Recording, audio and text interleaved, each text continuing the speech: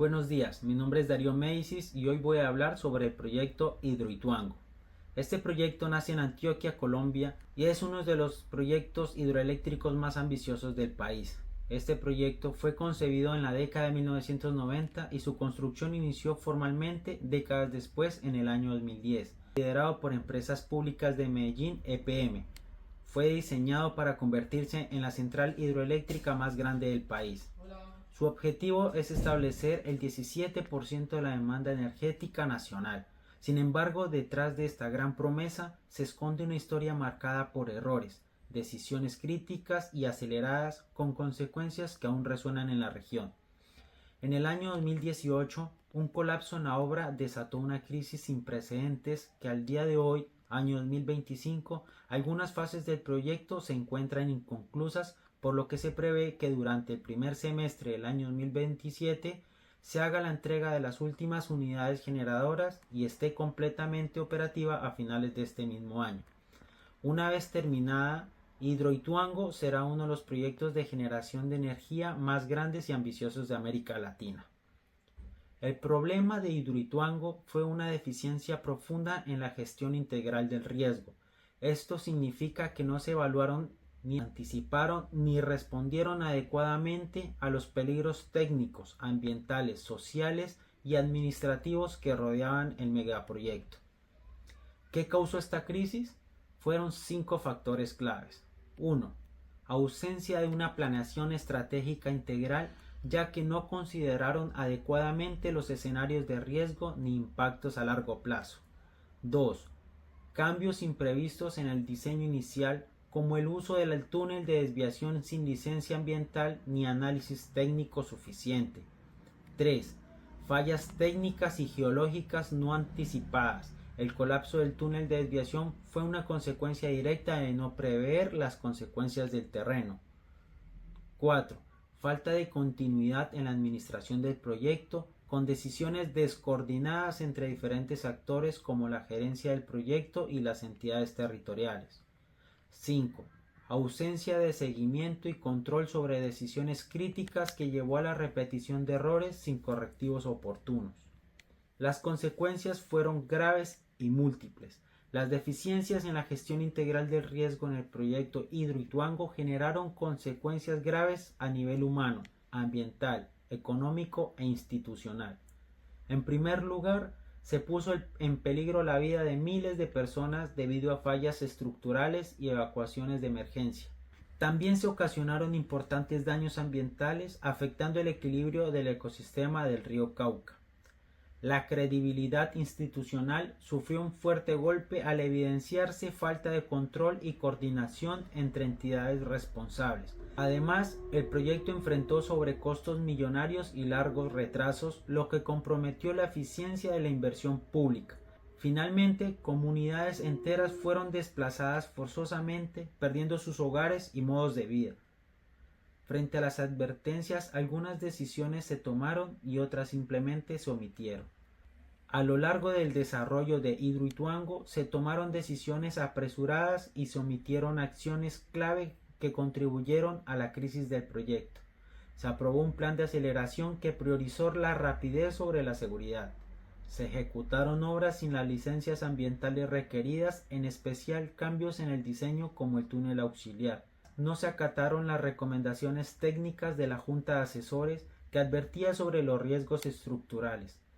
La supervisión a los contratistas fue insuficiente, permitiendo fallas sin correctivos oportunos y de forma crítica. No se establecieron canales sólidos de comunicación ni mecanismos eficaces de seguimiento, lo que dificultó la toma de decisiones basadas en evidencia. Ahora bien, vamos a abordar lo relacionado a la planeación estratégica. En este sentido, retomamos a Russell Ackoff, quien nos menciona que la planeación es el proceso de establecer objetivos y de escoger el mejor camino para el cumplimiento de ellos antes de emprender la acción.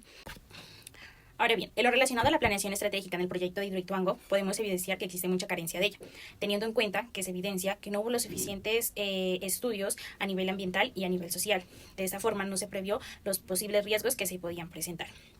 Esto se desencadena teniendo en cuenta algunos inconvenientes que se presentaron relacionados al incumplimiento en el cronograma, especialmente en la demora de la entrega de algunas de las obras, en donde los llevó a ejecutar un plan de aceleración que no estaba lo suficientemente planeado con base a la planeación estratégica, llevando a tomar decisiones y acciones que no se habían previsto antes. Ahora bien, damos continuidad a la planificación estratégica y las fases del proyecto o ciclo de vida de un proyecto. Encontramos la etapa de inicio del proyecto, tramos ausencia de la planeación estratégica, teniendo en cuenta que hace falta un estudio más riguroso frente a los riesgos geológicos, físicos y de estructura que se pueden presentar en alguna etapa del proyecto, sobre todo en la construcción de las obras. Seguidamente encontramos la fase de planificación.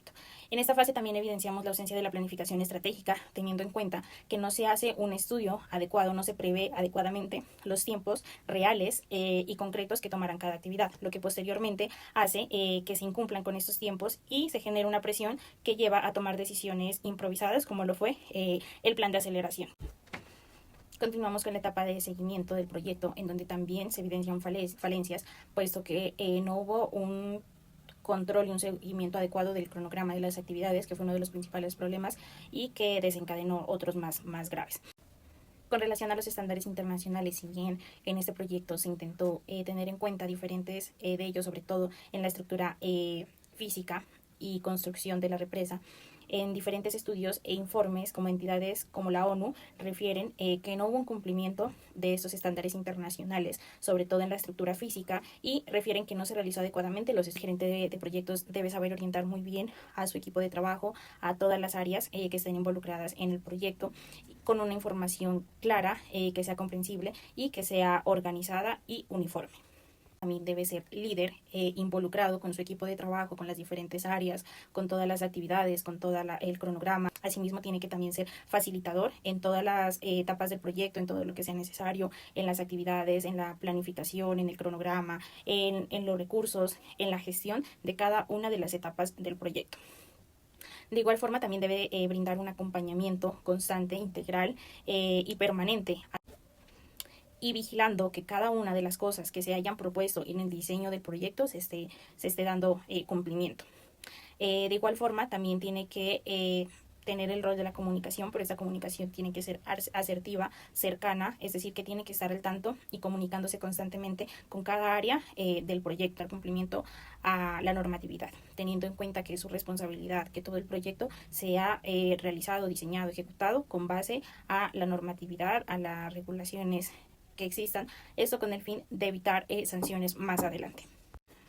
En cuanto a los resultados de este proyecto, se debe mencionar que este proyecto todavía sigue ejecutándose. Sin embargo, hay algunos resultados que ya se pueden verificar, como lo es el impacto ambiental negativo, debido pues a la contingencia del 2018, una alteración del río Cauca. También hubo pérdidas significativas en las especies de este río y afectaciones en ellas. De igual forma, también hubo un impacto social negativo, puesto que debido a esta crisis que tuvo el proyecto en este año, hubo miles de personas desplazadas, damnificadas, ocasionando a su vez una crisis y un impacto negativo. De igual forma, otro de los resultados de este proyecto son las sanciones legales que sigue teniendo tanto nacional como internacionalmente. A la fecha, en el año 2025, se siguen sancionando diferentes personas que estuvieron a cargo, puesto que se ha constatado que no se contaban con diferentes licencias, sobre todo ambientales. De igual forma, también se han logrado resultados como la generación de energía renovable y limpias, que es el objetivo principal de este proyecto, lo cual a la fecha se ha estado dando. Asimismo, en el año 2025 se han evidenciado diferentes avances notables en la construcción y terminación de la represa. Finalmente, también se han logrado unos convenios ambientales con universidades que pueden generar. Como equipo brindamos las siguientes: una planificación teniendo en cuenta estudios rigurosos que permitan identificar los riesgos a profundidad para contar con protocolos y prever soluciones acordes, planificadas y a tiempo. Una planificación y gestión adecuada del cronograma a fin de poder dar cumplimiento oportuno de todas las actividades que se planean en el tiempo estipulado. Cumplimiento de estándares internacionales, teniendo en cuenta que son una guía estipulada que puede ayudar a dar un adecuado funcionamiento y una adecuada respuesta al contar con una visión integral. En este sentido y en este caso específico, no solamente contar con la visión e impacto económico, sino también el impacto y la visión ambiental, social y humana para tener un análisis profundo del entorno en el cual se va a desarrollar el proyecto. También consideramos que es fundamental tener en cuenta la responsabilidad social empresarial que pues permite precisamente que estos proyectos sean responsables socialmente y que todos sus impactos vayan en pro de la comunidad, de la sociedad, del medio ambiente y sean sostenibles en el tiempo. Finalmente, consideramos importante la aplicación de metodologías eficientes y adecuadas para cada etapa del proyecto.